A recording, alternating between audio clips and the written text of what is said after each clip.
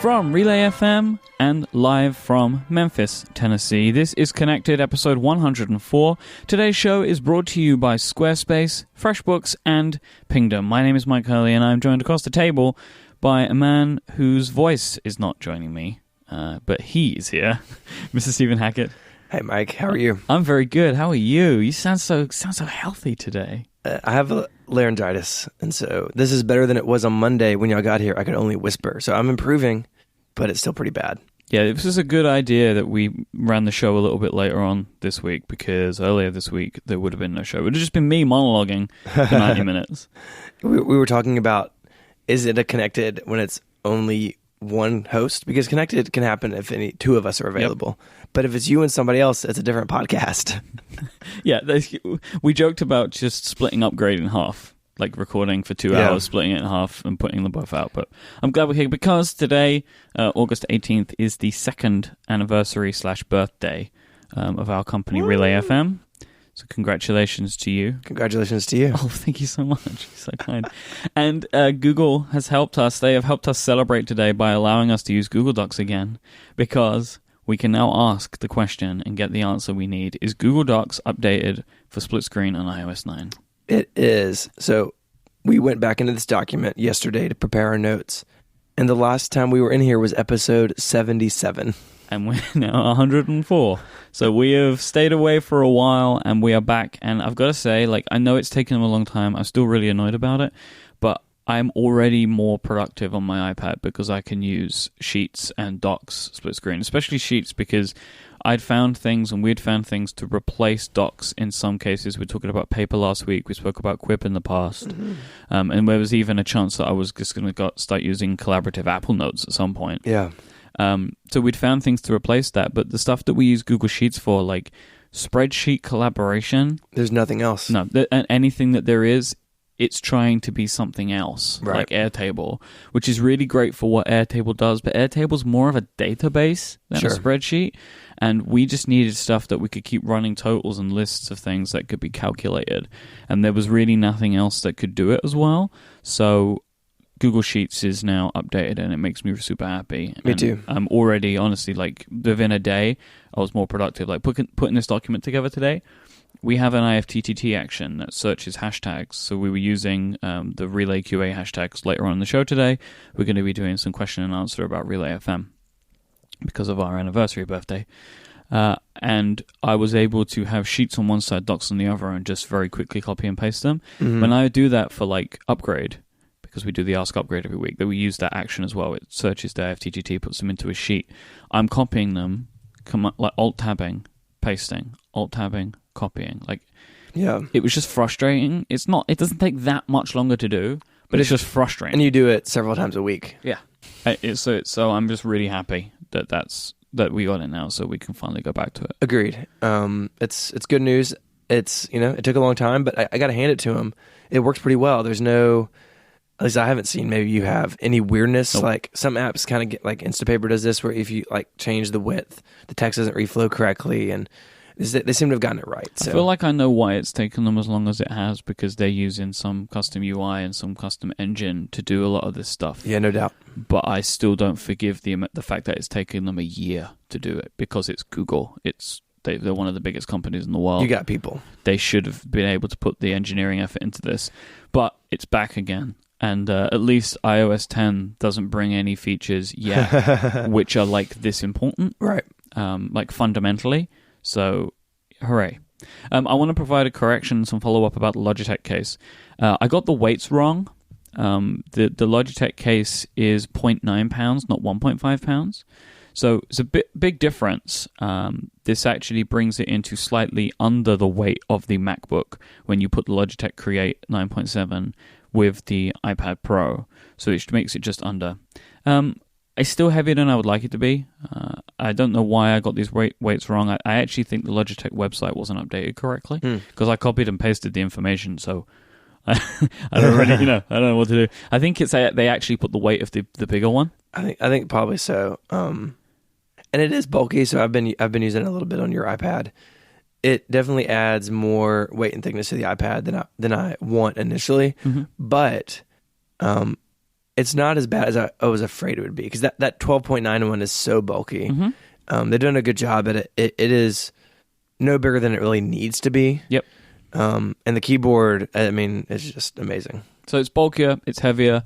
The springboard crashes were fixed after an iOS beta update. Yes. I actually think that Apple fixed the bug affecting this keyboard. So, well, it was on the smart keyboard as well. Yeah. So anything over the smart connector seemed to make springboard need to take a little nap. But I'm keeping it.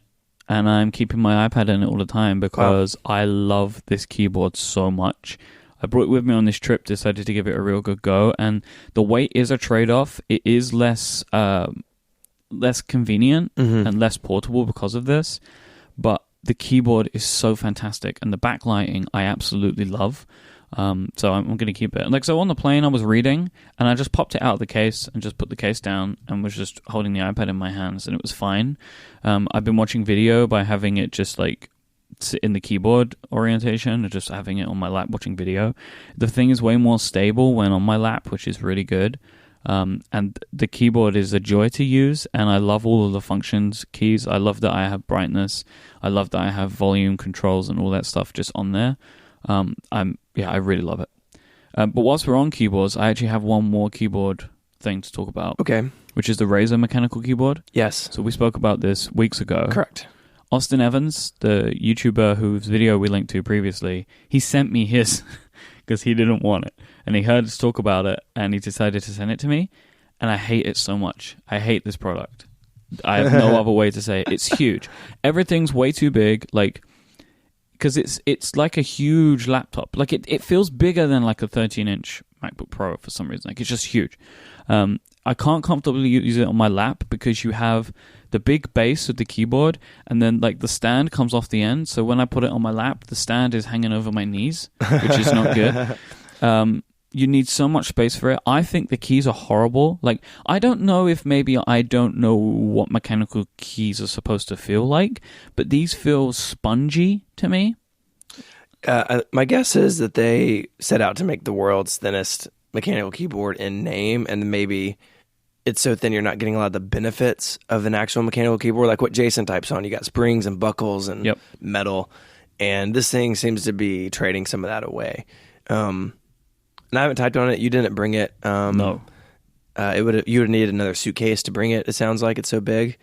But yeah, it seems like maybe it's just not for everyone. But the Logitech that you like was a big hit on The Verge. Walt Mossberg really seems to like it. It's getting good reviews elsewhere.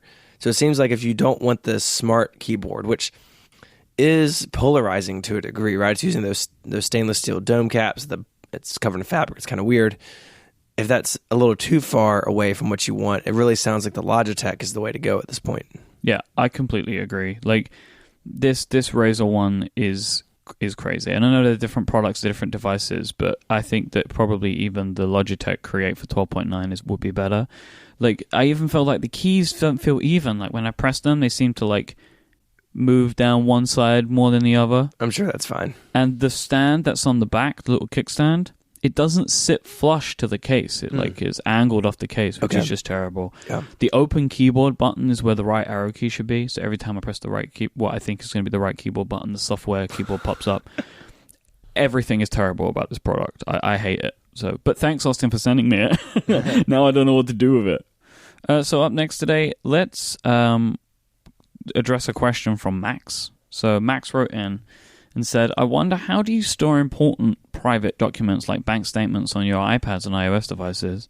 On my Mac, I use an encrypted disk image, but I would like to move to a more mobile, maybe iCloud-based approach. Stephen, what do you do? So I have two levels. So stuff that I just need to reference, I actually save in 1Password. So 1Password, you can save documents within your encrypted 1Password volume, if you will. Now, where that breaks down is that that's not a document provider. So things that have in there, like take an example, like I have PDFs of the wills that my wife and I have. Mm-hmm. That's not a document that I'm ever editing, right? I need it as reference at some point. I need to know that it's secure, but it's not what I would call like a living document. I'm not going in and out of it. Everything else lives on Dropbox. Now, I do have two-factor authentication turned on for Dropbox. So you need my password, which is a 1Password generated password, and you need my phone. It's not completely bulletproof, right? And if you really need super sensitive information, maybe that's not enough, but I feel like for me, it is.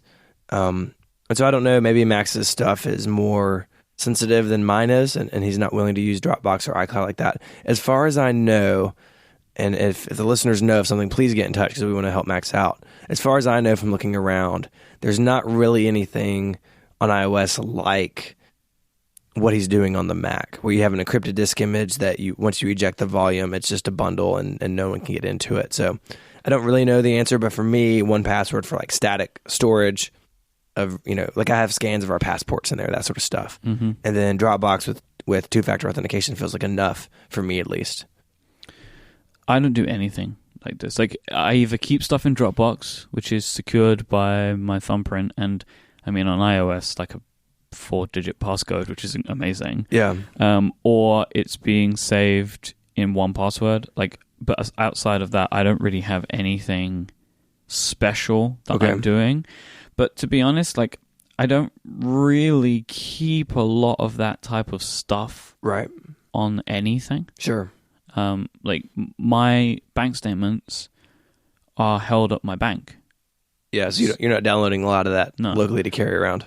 Frankly, I've been doing a lot more of that recently with the house stuff, but I'm just keeping Dropbox folders because I then need to share those folders with Adina. So yeah, it's just all staying in Dropbox. That's a good point. That's another angle of this where if you have something that is private but shared, then it's even more difficult. Yeah, so it's tricky. So if anyone has any good suggestions for Max, please let us know. Yep.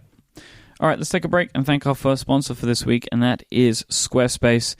You can go to squarespace.com and they will be able to give you the simplest way for you to build, to anyone to create and build a beautiful landing page, website, or online store. You can start your own website today at squarespace.com and use the offer code WORLD at checkout to get 10% off your first purchase. With easy-to-use tools and templates, Squarespace helps you capture every detail of what drives you, because if it's worth the effort, it's worth sharing with the world. You'll be able to build a site that looks professionally designed, regardless of your skill level, with no coding experience required. Squarespace has state-of-the-art technology to power your site to ensure security and stability, and this is why they are trusted by millions of people around the world. They have 24/7 support with live chat and email, responsive design templates so your site will look great everywhere, a commerce platform to allow you to sell physical and digital goods, and rock-solid fast hosting. You can also dig into the code and tinker with Squarespace using their dev platform, and if you sign up for a Squarespace plan for a year or more, you will get a free domain name. Their plans start at just $8 a month.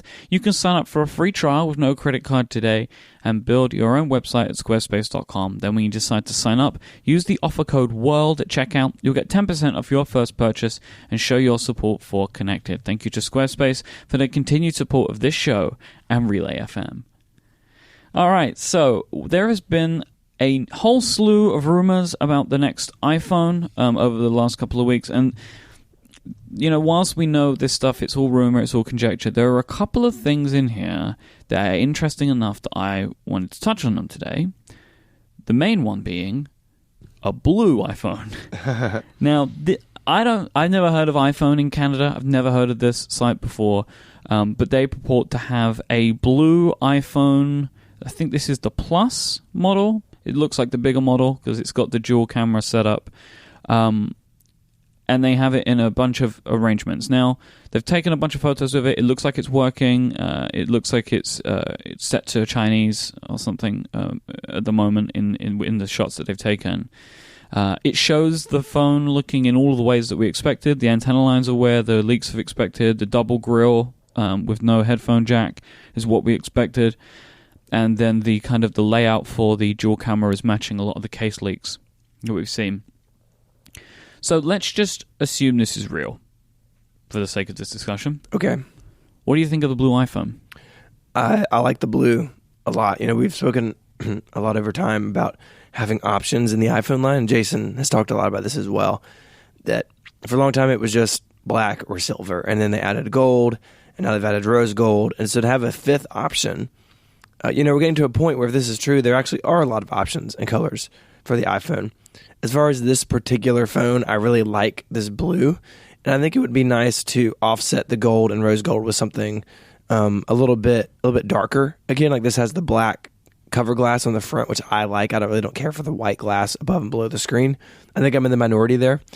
but it'd be nice to have another darker option. And I think it looks great. And I think if it's real, it's definitely something that I would be tempted by. Having carrying space gray phones for a long time, it'd be nice to have another option. So one of the things that I find weird about these leaks, though, is the fact that the front of it is black. Why would they do that? Like, history has shown, and I know things can change, but every color gets white, and it's just interesting to me that they would put the blue with the black. I don't know why they would do that. Clearly, the white sells well, which is why every other color is white. But I'm cool with that because I haven't had a black iPhone in a bit. I'm looking forward to maybe getting this blue because I like it. I think it looks really nice. I was probably going to go rose gold for my next iPhone, but I may go blue just because it's different and it looks pretty cool. And it's a way to signify you have a new iPhone if the design stays more or less the same. So that's one of the reasons I think they're doing a new color. Is because the new color shows the new iPhone. They did it with the rose gold, right? They brought the rose gold out for the S because it shows the new phone. It's just a visual way when the phone isn't changing to show that you have a new phone. So I reckon that I'm pretty confident they're going to do this because as well, the colors that they've added, gold and rose gold, traditionally skew more feminine so I think that they may go with a blue to try and balance that out a little bit more. Now, I mean, I don't think that that's necessarily the case for everyone. Like, I know that, I have a gold iPad. I want a rose gold phone. But I think that they're just going with the trends. I think maybe more guys would buy the blue one over the pink one because that just tends to be how our brains are wired to work by mass media. We don't need to get into that discussion. But I think that they may be going with blue as just a different color. I would like to see it maybe be a bit brighter. Like, I just want more vivid color in my devices these days. But I think this is really cool. But this isn't the only rumor. This isn't the only thing that comes out over the last couple of days. There's also a discussion about what devices we're going to see. A lot of the earlier rumors were hinting towards there being an iPhone Pro. And there being then 3 devices. So you have the regular 7, then the 7 Plus, assuming it's called the 7, and then the 7 Pro. And some of the case leaks that we'd seen showed an iPhone Plus size with a smart connector on it. Right. But now 9to5Mac is saying that won't be happening. So here's my question. Will there be no third iPhone, or will there be no iPhone with a smart connector on it? My guess is that Pro and smart connector are kind of linked. And so if we don't see a Pro model, we won't see a smart connector on the iPhone. And I had a lot of questions about that anyways, like what would you be using a smart connector for on an iPhone? Like, are they going to ship a really tiny keyboard? Or are they going to ship like some other adorable tiny thing? I thought maybe like battery case, speaker case, like they might go down the route that like the modular thing, like LG is doing it with the G5, the Motorola one. Yeah, the Droid Force or Z or something. Yep. One of those has it now. I think that's really trendy. I don't see Apple going down that road. I don't either, but like it's like what could you do with it? And like there's some things you could do with it, but I think that's a little bit too fiddly. I agree. So I don't, but I mean, you look at it right now, the Pro doesn't really have a lot of stuff that it does. They only needed essentially one idea for what a smart connector could do, and it would have been enough. Yeah. And so I think we'll see the 7. And a tiny pencil would have been cute. Tiny pencil, and we'll see the 7 Plus with this dual camera setup. So assuming this is accurate, regular phone and then the Plus, are you going to stay in the Plus club? Of course I am. And I can't wait for all of the people that begrudgingly join us when this dual cameras thing is only on the Plus. Yeah. And Plus Club is going to get a resurgence later on this year. I'm so excited. I'm just so happy to see people like Jason and Gruber like begrudgingly move over to the Plus Club. Yeah. After, trying to put it down for so long. Yeah, well, Myke was right, lives on. Yes, forever. And let's talk about their headphone jack for a moment, right? Okay. What we'd seen and what a lot of people thought we'd see is we'll get a second speaker. And all of the parts leaks, including the renders that we'd seen and the device that we've maybe seen with the blue one, shows 2 speaker grills, parallel speaker grills. Right. So seeing that would hint second speaker. However, Apple Insider has got some schematics from somewhere which suggest that is purely cosmetic. The microphone is sitting behind that speaker grill. Apple. That makes me sad.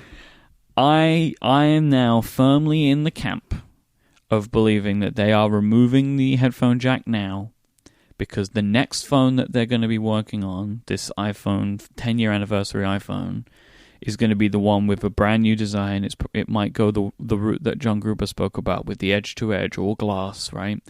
And the capacitive home button, like the Force Touch home button embedded in the display or something, because they may be moving to this Force Touch home button for a reason that doesn't make any sense right now. I think that they are doing a bunch of these things to this phone to set up the next one because they don't want all of the headlines on the next phone to be Apple removes the headphone jack. And that's a super, and a lot of people have a fundamental issue with me saying this because they have a view of Apple, which is perfection. Well, I don't know. I mean, sure, some people do. My problem with it is that Apple still ship a product this year that people that they need to sell. They can't sacrifice. But they're not sacrificing it because they're still removing it anyway, right? The headphone, if the headphone jack was ever gonna completely sacrifice it, they were always going to do it, and people will buy this phone regardless. It doesn't matter what they do. And that's where the word sacrifice comes in. Like, if a lot of people skip this one for some reason, which would be stupid, right? So say that you don't buy this iPhone because of the headphone jack. Well, it's not coming back, right? Apple has never You're not going to force their hand to put the headphone jack back. Really, what I mean by that is that they would create something that wasn't as good as it could be on its own. And really, the headphone jack thing aside, really where that gets me is this second speaker, because this is a feature that not only are all their competitors doing, all the flagship Android phones have two speaker systems, and they all sound good. Or just look at the iPad. They're already doing this on iOS devices. They have 4 in those. Yeah, and so if you're going to take the opportunity to redesign the bottom of the phone, yes, you do have to deal with putting the microphone somewhere. And maybe it doesn't work if it's in the same, very small space as the speaker for some reason. But I would have expected, seeing this design, that we would see 2 speakers. And I would say I think people who see it will expect it too.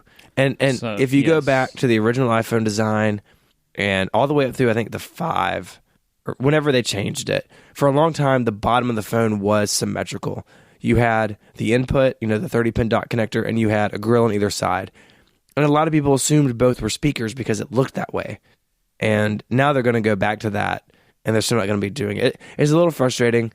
I would like my iPhone to be louder. I like the speaker to be better. Yep.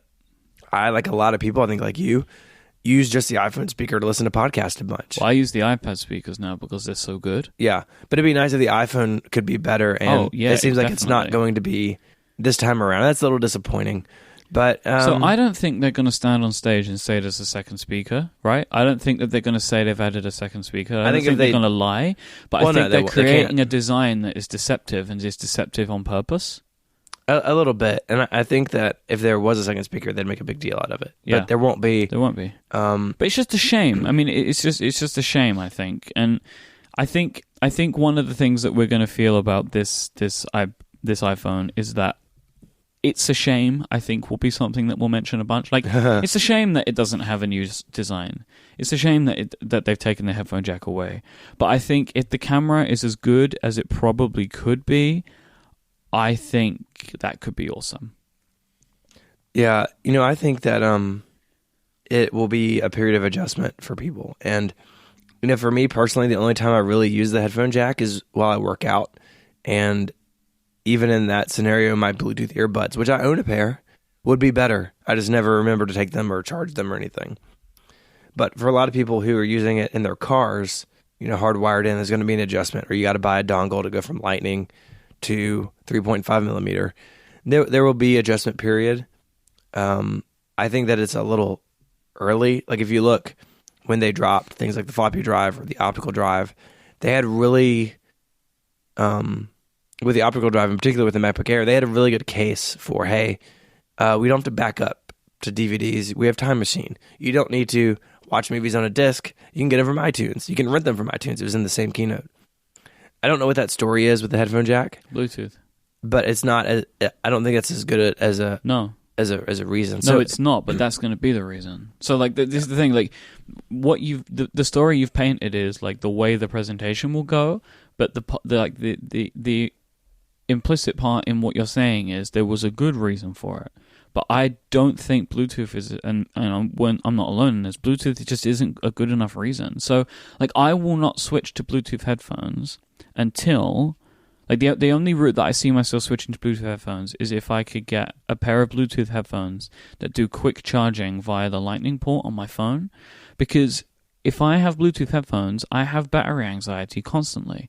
Like, when I leave the house with Bluetooth headphones, I have my earbuds in my pocket. Because if I'm out, I like to be able to listen to stuff. And if the battery dies, then there's nothing you can do because it charges by mini USB. Like, where am I going to do that? Right. And my hope is that, like, Apple create a new set of earphones that charge via the Lightning port like the Pencil does, right? Like, it has a little male connector in there somewhere and you just unplug it, pop it in, and it charges. That would be awesome. Otherwise, I'm just going to stick to the probably Lightning earbuds that they put in the box. Yeah. Because the battery stuff is just something I don't want to have to deal with. I think a lot of people would be there. And there was a report Apple was working on, like, low power Bluetooth stuff. But the thing with Bluetooth, it's always going to be better next year. Like, it's the promise every year. Yeah. And it is better than it used to be, but it's not good enough. And having a headphone jack, there's no power draw, hardly at all. Whereas if you're streaming over Bluetooth, it's noticeable. So Rosemary in the chat room has said that, like, she sees the battery level in notification center for her Bluetooth headphones, so it's not an issue. And I totally get that. Like, it's possible to see the battery. I just don't want to have to think about another battery in my life. I have to think of the batteries of everything. My watch, the thing I put on my wrist, the computers that I use, the things that I have in my pocket. I don't want to also have to think about my headphones as another battery thing I have to worry about. Yeah. Like, it having a battery in there, but me being able to just plug it in and quick charge it, that works perfectly for me. Yep. All right, we should probably get into some of our Relay Q&A stuff. But before we do that, let me thank our second sponsor for this week, and that is the fine folk over at Pingdom. You can go to pingdom.com/connected and get a 14-day free trial to start monitoring your websites and servers. And when you enter the offer code CONNECTED at checkout, you'll get 20% off your first invoice. Pingdom is focused on making the web faster and more reliable for everyone. And they do this by offering powerful and easy-to-use tools and services. Pingdom have more than 70 global test servers that will monitor your website for your availability of it, the performance of it, maybe your server, database, anything. It will be a breeze. They use these global test servers to emulate visits to your site from all around the world, checking its availability as often as every minute. And they do this because websites break all the time. Pingdom detects more than 400,000 outages on the web every day, and this is just of the websites that they look after. This isn't all of the websites, right? You, if you're not using Pingdom, are in the other camp. You're in the much larger number of sites that are going down, and then people don't know what to do with them. And it's not even just these days about the whole website going down. Maybe you have a checkout functionality, or you sell stuff, you have e-commerce, or you have a contact form, or there are specific like logins or search functionality on your website that could all break independently. Pingdom can monitor and manage and alert you about any of these. All you need to do is give Pingdom the URL that you wish to monitor, the little pieces of functionality you wish to monitor on your website, and if there's an outage, they will detect it and immediately alert you so you won't be caught out with your website being broken. You need Pingdom so you don't have to get tweets from people telling you that your website's down. We use Pingdom at Relay FM, and I like the email that they send where they give you like the site speed over the last week. Yeah. It's just a nice little cool thing. It's like a little digest of like, hey, here's how great your website was this week. It's very nice. Go to pingdom.com/connected, check it out, and you'll be the first to know when your site is down. You'll get a 14-day free trial to start using it immediately, and then when you decide to sign up for a plan, use the code CONNECTED at checkout, and you'll get 20% off. Thank you so much to Pingdom for their support of this show and Relay FM. So, Mike, you bought something on your trip. Yeah, I got a tattoo yesterday. I got a Relay FM focused tattoo. So it's a piece of artwork that we've used at RelayCon on the badges that we had, and we're making some stickers of this, which will be available for sale soon. And it is, in essence, the simplest representation of our artwork. So it is a round rack with a circle in the middle, which is some kind of artwork entity. The two black lines are the name of the show, then the subtitle of the show, and then the triangle on the top left, which is where the Relay FM logo goes on our artwork. So this is basically our designer, Frank. He has a template and like a grid system that he developed, and this is like, if you take that grid system and just put something where the things need to go, this is the simplest representation of our artwork that you can have. And I didn't want to get the Relay FM logo tattooed on me. I just didn't want the logo. Yeah. Because I feel like that's just a bit much. It's a little weird. It just feels strange to me. And also, our logo could change in the future, but our artwork is most likely going to always look like this, because this is just how podcast artwork tends to be, with like a piece of artwork and a name. Right. And also, if we changed the artwork style, it feels like that changing would be less of an effect than the company logo changing. Sure. Because this just symbolizes podcast to me. Like ATP, right? They're not a Relay FM show, but their artwork kind of looks like this, right? Because a big circular thing in the middle with the name of the show underneath it. Yeah. Like, this just looks like podcast. Yeah, they use an antique computer on their artwork. Yeah, it's one. It should be one in your collection, I think. So I'll put a link in the show notes so you can go and see my tattoo. I took a picture of it last night, and right now it's very rustly as I have saran wrap on my arm. So it's your first one? It's my first tattoo. You got some catching up to do with me. It is actually my first. I already know my next one. Yeah, that's how it goes. Yeah, and I mean, this is my next tattoo. It was an idea that I'd had a long time ago, but just never did it. And then I saw this artwork and immediately knew that this is what I needed. So now I have a Relay FM tattoo, and I wanted to do it whilst I was here in Memphis. I decided to do this a couple of months ago, but I wanted to do it whilst we were together and whilst we were celebrating our second anniversary. So now I have a Relay FM tattoo on my body. Yep. So today is 2 years from the launch of the network. And we, per our tradition, we did this last year, and we did it at launch. We thought we would do some question and answer, which is really why I'm here today. You didn't need me for the first half of the show. I could be asleep. Yep. But we're going to do Q&A. If this goes south, you will just ask me yes and no questions. We'll do like a system of tapping on the desk to indicate yes or no. So do you want to start working through these? I'm going to ask all the questions. That'd be really good. And then maybe you can give some answers. Okay, thank you. The first one comes from Rob, and Rob asked, what has been your favorite podcasting moment in the last year? So for me, my favorite single moment was when I introduced Gray on stage at RelayCon. Yeah. Because it was a surprise that we'd been working on for a while, and we managed to keep it secret. So when I was able to call him up on stage, that was a really fun thing for me, because it was very unexpected for the people there and also for the people listening. So I think over the last year, that's probably been my favorite moment, and also the thing that I was the most nervous about, standing on stage and introducing him. Yeah, I think RelayCon for me is also the highlight of our year. We worked on it for a really long time. It was a lot of effort to make it happen, and when we looked out in that crowd and the bar was full and there were people standing in the back and we had a wait list of hundreds of people we couldn't get in, it was a big success. And that meant a lot to me. It meant a lot to the company. It meant a lot to both of us. And by far, like hands down, probably in the 2 years, honestly, that event for me has been the highlight so far. Kathy asked, what goal do you have for year 3 that wasn't even on your mind until this year? So, without going into too many details, some of the numbers that we aim for now, from like an audience size and a financial size, they're numbers that I never could have imagined that we would have achieved. We've, without trying to blow our own trumpets too much, we've been very successful over the last couple of years, and we've built something that we're really proud of. And just some of the numbers that we're looking at, it doesn't even make any sense to me. And also, like, something that we've been talking about this week is thinking about me and Stephen getting some help, some like administrative help, as we're trying to like do more and things like that. It just is mind blowing to me that we're now in a position where we're like a real company. Yeah, I mean, I think for me, I think we have some ideas for shows and for projects. I'll call them projects that we would not have tackled a year ago that we're now talking about doing. Yeah, that's true. We are not. We're trying to not have as many shows launched this year as the coming year as we did in the previous year, just because I think it gets to a certain point and we can't manage all of the shows as well as we would like if we had too many. But we have a new project, very new, very early stage, that we were talking about over the last couple of days, which is ambitious, very ambitious. And if we were able to pull it off, it would have very much surprised last year's Myke. Like, he wouldn't have thought that this was the type of thing that we'd be able to do. So, yeah, we got that one. Zach asked, what iOS podcast clients do the Relay hosts prefer for day-to-day listening?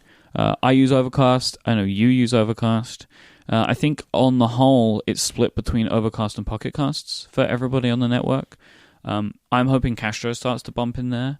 As I was talking about on Upgrade with Jason, I'm so close for Castro to me because there are just some things about this application which is so like fundamental to the way that I listen to podcasts, but I need an iPad app. So we'll see what they do there. But yeah, it's mainly Overcast and Pocket Cast right now.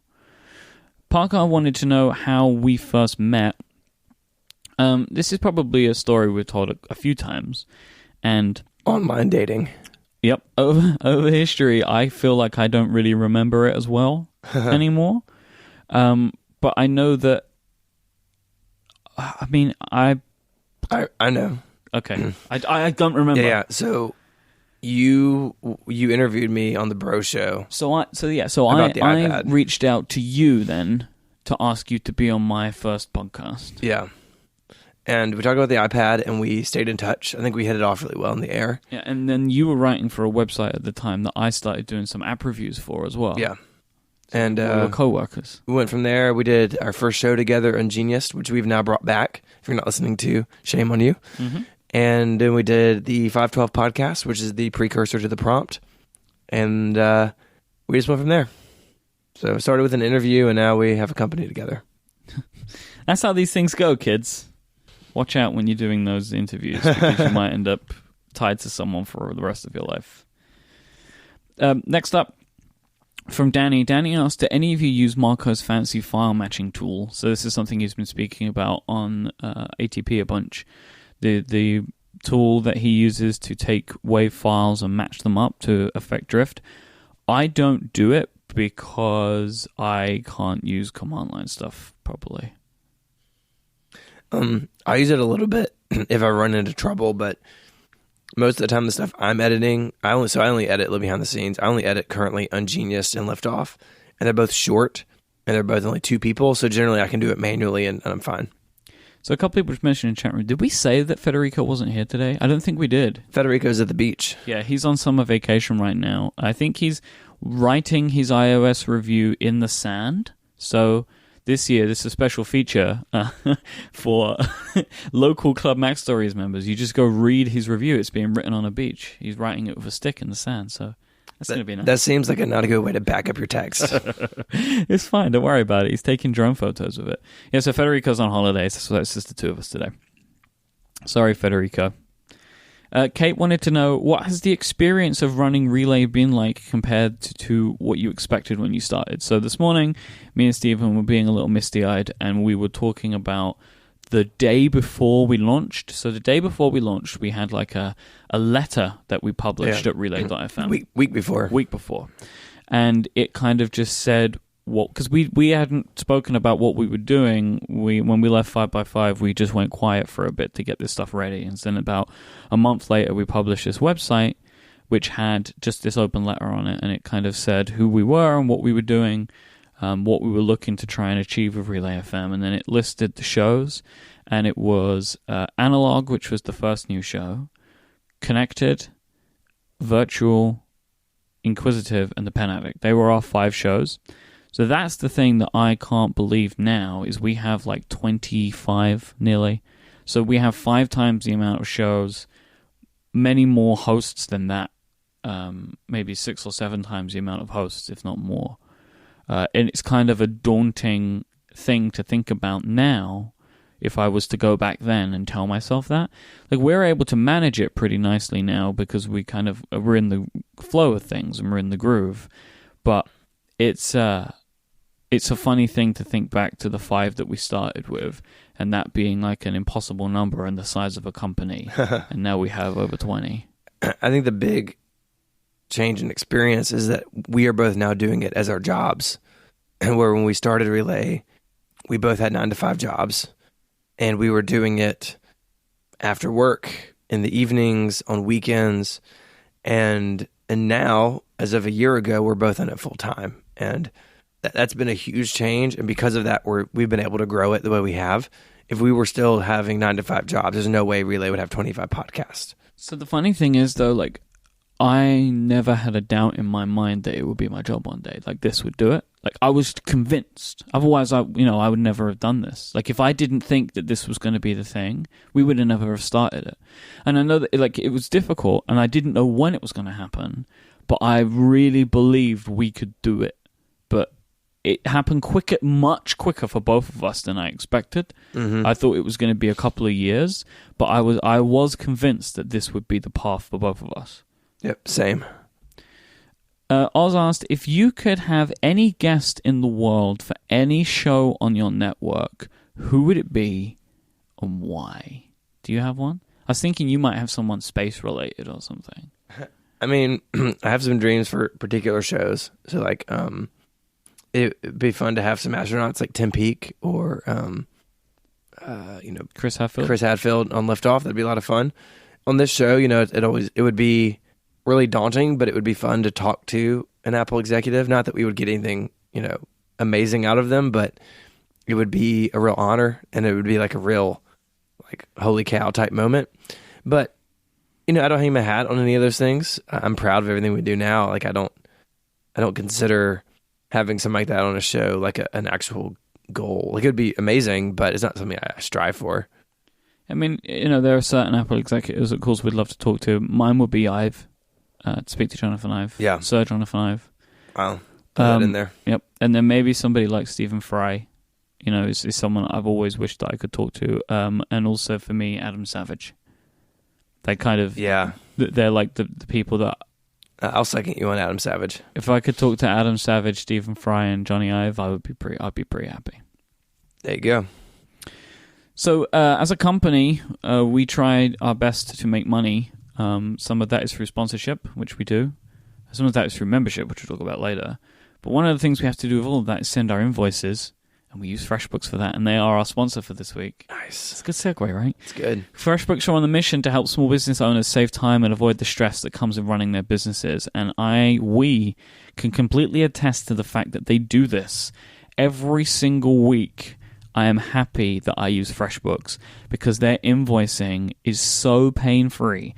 You can get an invoice set up and sent out in 30 seconds. It saves you can save in all of the different line items. So, like, I have all of our shows saved into FreshBooks, so I just choose the show and it fills out the prices and everything automatically. All of our clients, all of the companies that we bill, that's all saved in there. It's so simple to get them sent out. And what our sponsors love is we make it really easy for them to pay us, because with FreshBooks you can integrate so many different ways. You can integrate card payments, PayPal payments. They have their own payment information. You can put on how to be paid by check, how to be paid by bank transfer. You can put all of this stuff front and center on the invoice, and this is why FreshBooks customers get paid 5 days faster on average. We were laughing about this the other day. FreshBooks pays so quickly, which is really funny to me. Like, as a company, they pay us super quick. And it's because they love their invoices as much as we love sending them. FreshBooks can also help you keep track of your expenses. You can automatically import your bank transactions for easy reconciliation. I know Stephen lives in that section. They have great reports, so I like their reports. I can log in, and on my dashboard at FreshBooks, it tells me who is 60 days overpayment, who is 90 days overpayment. So I know just at a glance where the money is and what I need to do about it. And I can also get automatic chasers set up on the invoices. You know when people have looked at them, and you can have automatic reminders sent as well. If you bill anybody for anything, they also do time tracking as well. You should check out FreshBooks. It is absolutely fantastic. I wouldn't want to use anything else. And I don't say this about everything, right? Like, a sponsorship is not us saying, like, we don't come in here and just say, oh, I love this more than anything in the world, but this is how I feel about FreshBooks. It is something you should be trying. Go to freshbooks.com/connected. Use the code CONNECTED in the How You Heard About Us section, so they know that you came from this show. You get 30 days of unrestricted use by going to freshbooks.com/connected. No credit card required for that trial at all. Thank you so much to FreshBooks for their support of this show and Relay FM. Kevin wants to know which of us is Batman and which is Robin. So I was thinking about this. I think you would be Batman because you're way more active than I am, and probably stronger. I am out fighting crime at night. Yeah, and I don't do any of the crime fighting. And my voice sounds like Batman. That's true. Can you just say it like, I'm Batman? I'm Batman. It's perfect. I'm like, where's the trigger? But you have your own answer. I think Casey is Robin. And we're both Batman. There you go. We share the Batman duties, and Casey is our Robin. No, that's a pretty good question. The bigger question, I think, is I'm going to deviate from the document. Okay. Is if you, like, what hero, I guess, like, who would you want to be? Want to be? Yeah. If it was, I would be Spider-Man. Why? Because Spider-Man, his powers aren't so much that they completely take over his life, right? There are some superheroes where their superpower makes a physical change to their life, which is unwieldy, like The Thing, right? Or like Superman is huge. He's like this big, huge guy. Spider-Man's just a regular-sized dude, and he has all these awesome powers. He has this strength 10 times of his size, right, which is awesome. And he can web around the city and climb up walls. I like it. Spidey sense. That'd be good. Spider-Man's the one. What about you? I think it'd probably be Batman. Because, like, Batman has no powers, right? He's just like a rich guy with gadgets. That's what I don't like about Batman. Oh, we're just going to move on. Yeah. Chris asked, because you're drinking water this time. Yep. Is there anything you would like to talk about the upcoming year for Relay that we should get excited about? I think the only thing that I can say that we're definitely going to do that is not giving anything away is a bigger RelayCon. Yes. So there will be more than one RelayCon event next year. Same that we will be doing another RelayCon event in Atlanta for the Pen Addict, which was the first ever RelayCon. And then we will do another RelayCon WWDC during, like in San Francisco for WWDC week, and we will get a bigger venue for that. Yes. And I would hope that we, by the end of the year, would be able to do one more. Yeah, I would agree with all that. You know, San Francisco, we had 150 tickets. We had 400 people on the waiting list currently. I mean, clearly we could go bigger. Yep. We just wanted to start small. Even that small event was expensive. We and needed wanted to do something we could cope with. Yeah. And you did an amazing job of it, so I'm confident that you could. Well, Batman's really good at planning parties. That's true. That's one. That is his actual superpower. So, Rosemary mentioned that the London meetup was fun. I'm not going to say this right now, but I might try and do a show next year in London. Like a live show? Yeah. Yeah, I think that'd be fun. Because that's the thing. We have meetups and we have RelayCons. Yeah, RelayCon is when there's a show. Yeah. Meetups is just when we're hanging out. So, by the way, I'm going to be in New York this weekend. I'm going to be doing a little meetup in New York City on Sunday. I can't make it. No, you weren't invited. Wow. On Sunday, what is Sunday, the 21st? Sure. It's at noon Eastern time, New York time, at this place. I'm very, very set up for this. Yeah. It's called Beer Authority. I'll put a link to my tweet about this in the show notes, but I'm going to be doing a little meetup in New York, because I'm going to be in New York this weekend. So cool. Yeah, so we do those, and they're not RelayCon events, but we're going to try and do more RelayCon events. So yeah, you can look out for those. That's something that we know we're going to do, and is not a big surprise.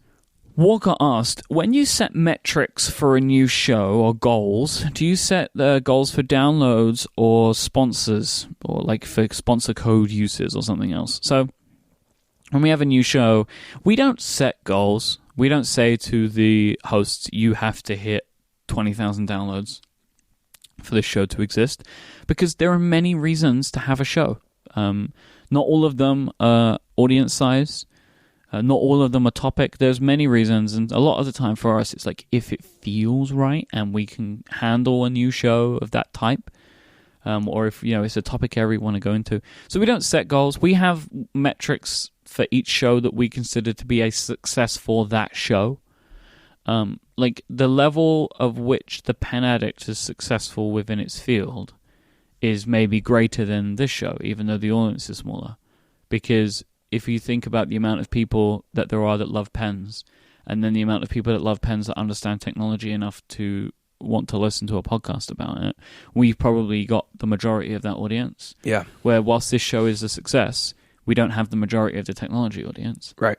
So like this show isn't as big as ATP, right? There was room to grow there, but I don't think there is any show in the world about pens that is bigger than the Pen Addict.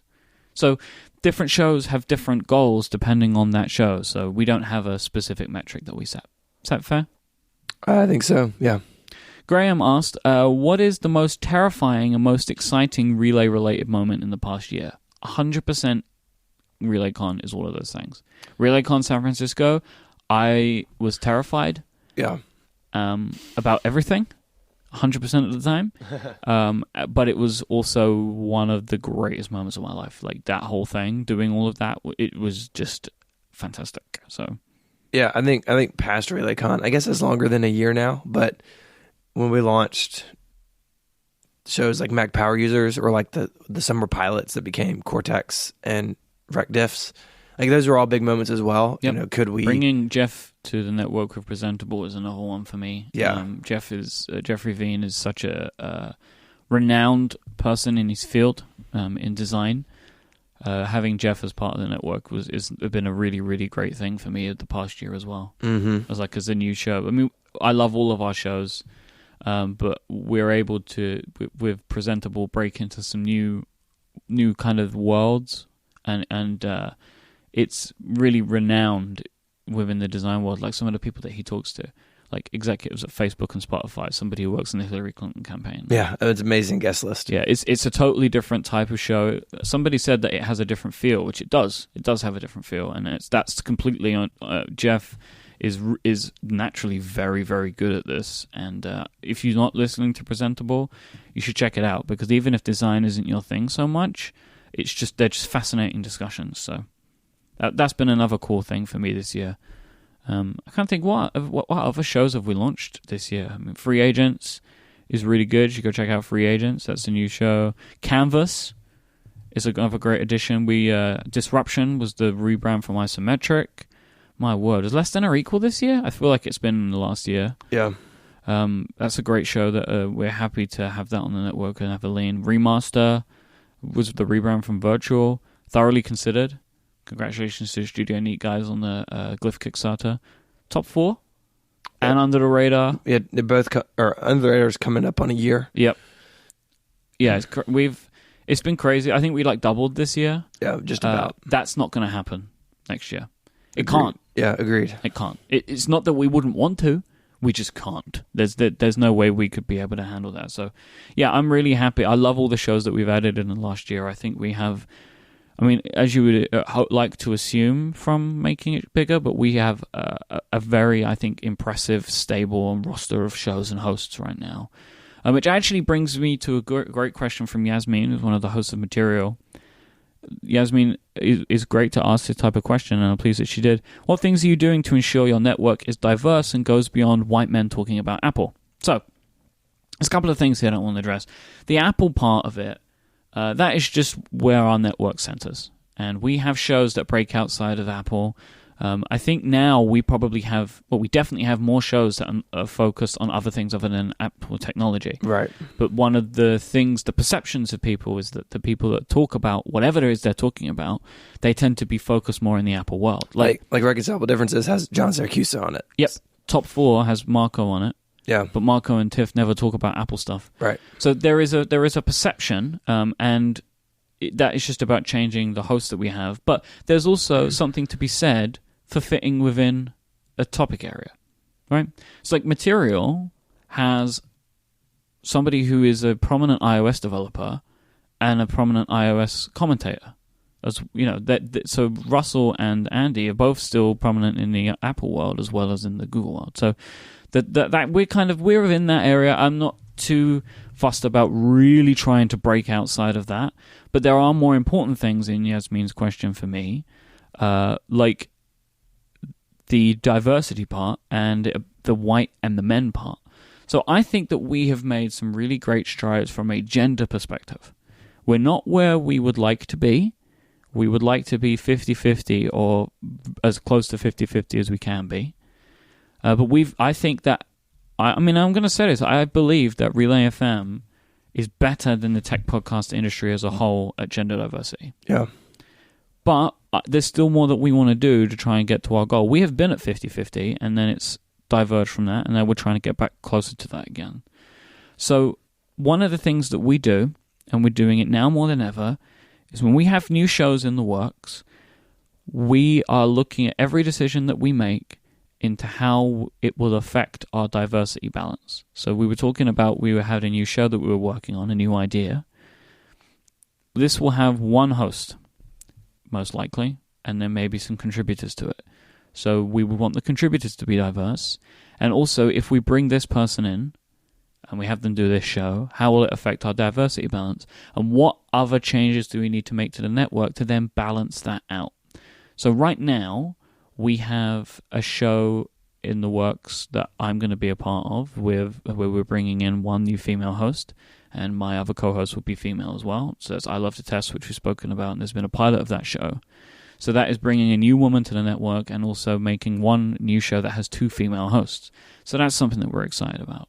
We're working with one other woman on a new show, and we have some ideas and some people that we're considering contacting in the near future, which are female, to try and help balance that out.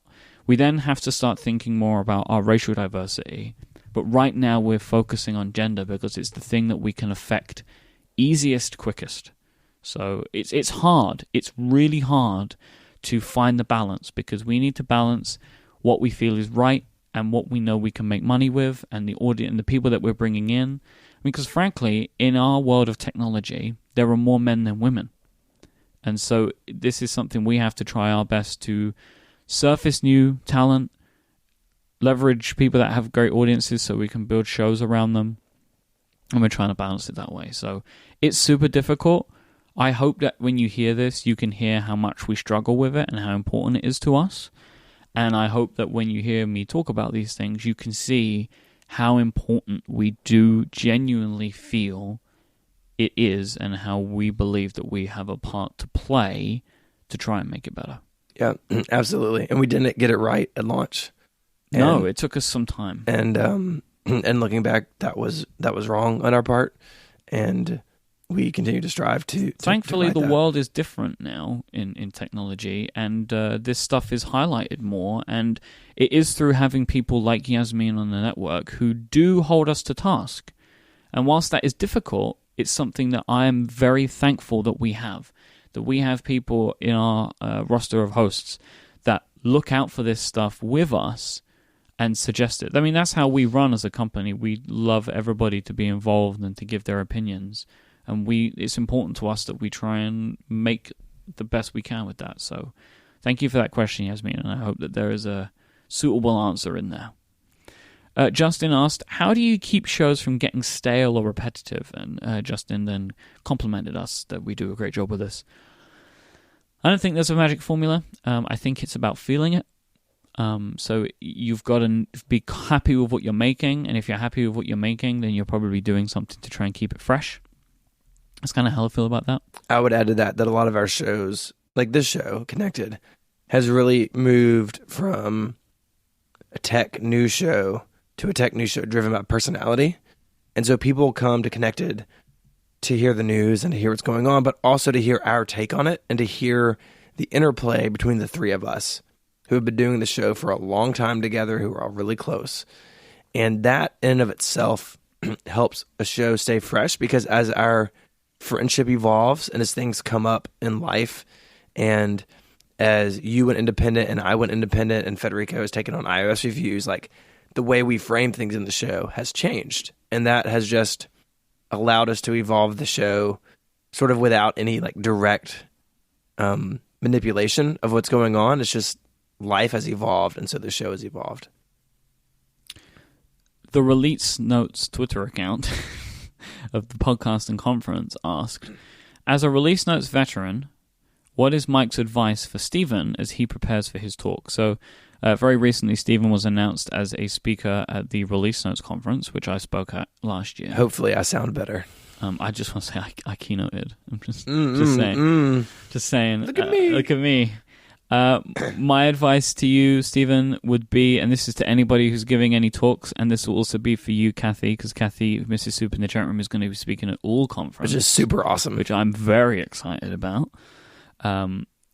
So my advice is give your talk to someone who films you. Okay. Because you give it to somebody, one person is more scary than a group of people. Yeah. And when they film you, you can watch it back, which is horrific. I bet. But it helps a lot. I would not suggest giving the talk to the person that I gave mine to, which was Gray. I'm not going to do that. Don't do that. That's horrible.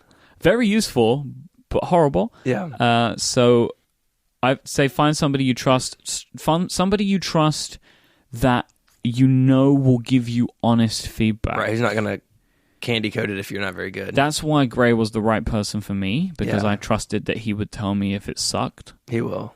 But yeah, the filming part is good because it also adds a level of pressure to you as well. So that would be my recommendation there. I'm super excited to be speaking. Release Notes is a great conference. Last year, like you said, you keynoted as the first one.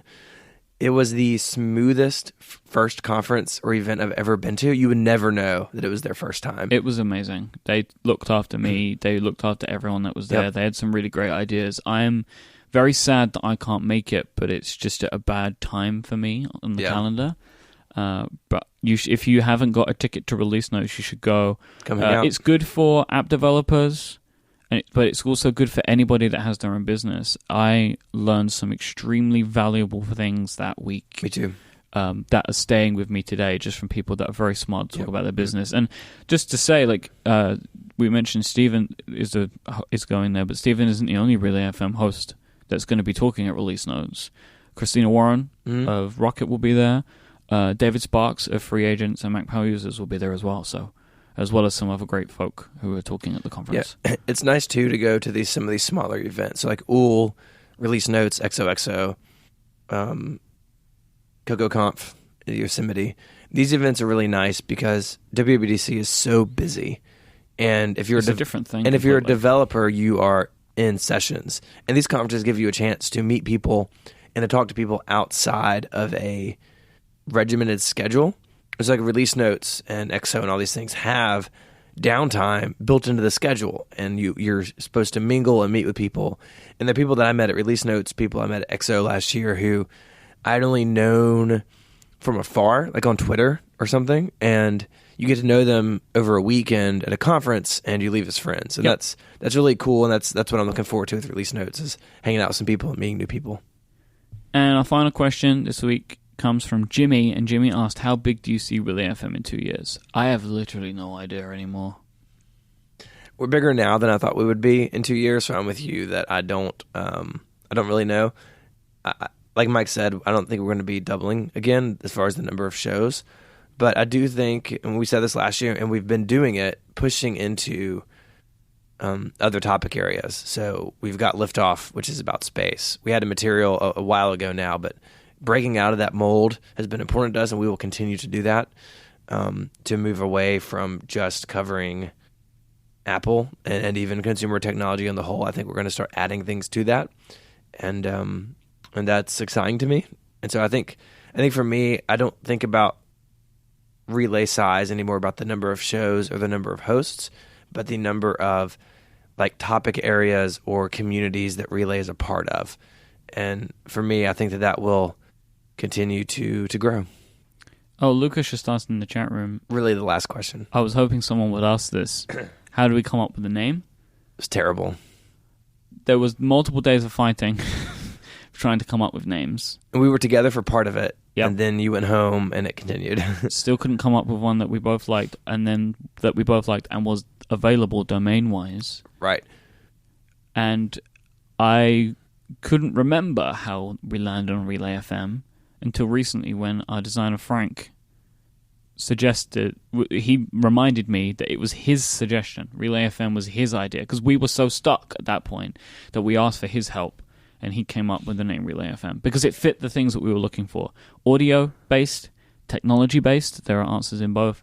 And then the idea of the relay, the things being passed from person to person, like topics being passed from person to person, the shows kind of all having a link between them all, and that's and even the company between us. Yep. With the times are different. So we had a name before that we both liked.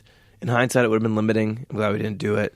It would have been design limiting. Yeah, but it was a trademark issue where it was not available, and so we went with relay, and I have no regrets about that choice. No, I like it. I love it. It's a word that exists that you can spell. One of the things that I think has changed a lot is we were very set at the start that we would always refer to it as Relay FM, always refer to it as Relay FM, and very quickly we started just referring to the company as Relay, which is fine. I don't think it's bad. I don't think it's wrong, but it was just funny. Like, we were so set on it was always going to be Relay FM. Yeah. And then I think within the first couple of days, we both just started calling it Relay. Yeah, I try to when I write as the company. When I write, it's always Relay FM. But yeah, just in conversation, it kind of becomes Relay, and that's fine. And it's we get called in the press Relay.fm, which that one does bother me, but I can't control it. So what are you gonna do? So before we wrap up today, I just wanted to mention again that our membership shows are now out. If you are a member, you will have gotten an email that has a link to the RSS feed that you can subscribe to, which will hold your member content. So this will include now the many members-only shows that we're posting over the next couple of weeks. We have so many. We're planning to just do this into August. We have so many that we may actually be bleeding over into September a little bit now, which is amazing. So the Connected one is up. Connected was the first one, and we've also, as of today, we've posted Analog and Bonanza. And today's one, as we record this, is the Cortex Upgrade crossover, which I am so proud of. It is amazing. We did a text adventure in the Wild West. There is a trailer that's floating around. We've played it at Cortex, played it on Upgrade. You should become a member to listen to this, even if you just... For all of these shows, actually, you should become a member so you can check them out. We hope that you'll stick around. So you can go to relay.fm/membership to find out more and sign up. We would really appreciate that you do this. And also going forward, we've done like show pilots and stuff where we did Free Agents this way, we did Canvas this way. We'll be now posting those to this members-only feed, as well as some other stuff that might pop up. So this has become a real benefit of being a member, is you get this special members-only, like, out-of-context content from your favorite hosts. So you can go check that out. All right. We'll be back next week. Is Federico back next week? Yeah, I think we're recording late in the week. Yeah, so he'll be back from vacation, so we'll be back together as a three, provided that Stephen gets through whatever this is. And that I come back alive from New York with my arm hasn't fallen off. If you want to find the show notes for this week, head on over to relay.fm/connected/104. Thanks again to our great sponsors for this week's episode, the fine folk over at FreshBooks, Pingdom, and Squarespace. If you want to find Stephen online, he is at ISMH on Twitter. I am at iMyke, IMYKE. Stephen writes over at 512pixels.net. And I'm at MikeWasRight.com sometimes. Thank you so much to everyone that listens to this show, has been listening to this show over the 104 episodes, and the now 2 years that we've been doing this thing. So thank you so much for helping us and for allowing us to do this thing that we love by tuning in and supporting our sponsors and being our members and all of that stuff. I can't tell you how much it means to me that we're able to do this, and it's purely because all of you out there decide that you want to tune in to listen to us. So thank you so much, and we'll be back next time. Adios.